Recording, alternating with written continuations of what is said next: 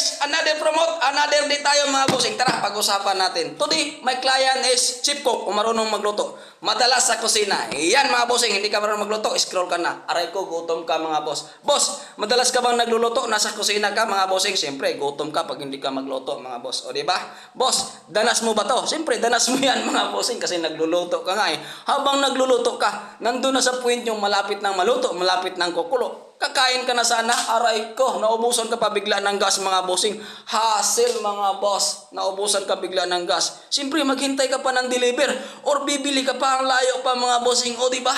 Ang laki ng problema mo mga boss. Pero maliit lang yan, problema lang yan mga bossing. Ibibigay ko sa iyo ang solve ng problema mo mga boss. Taran! Boss, electric stove mga bossing. Ito yung electric stove natin mga bossing. Safe po yan gamitin. Nakakover yan mga bossing. Safe na safe ang ating electric stove. Walang bakas na sasabog or makakurente yan mga bossing. Ganyan ka-quality, katibay ang ating electric stove. Meron na po siya na 1,000 watts mga bossing. 1,000 watts electric cooking stove mga bossing. Single lang po yan. Single burner. Kita nyo naman single, hindi married, diba? Ayan mga bossing, nagpakulong nga ako eh. Oh, mainit pala. Kupal talaga mga bossing. Mainit pala ito.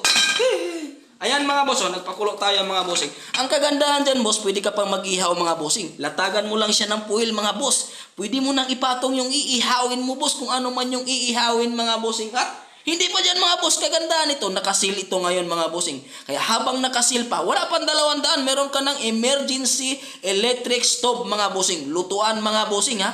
Wala pang 200, may lutuan ka na mga boss. Kaya ano pang hinintay mo habang nakasil ito ngayon? Kung nasa Facebook ka, pumunta ka na sa TikTok ko, mag-check out ka. Ikaw nasa TikTok ka lang, i-check out mo na ngayon habang nakasil pa para mag-dandel tayo boss.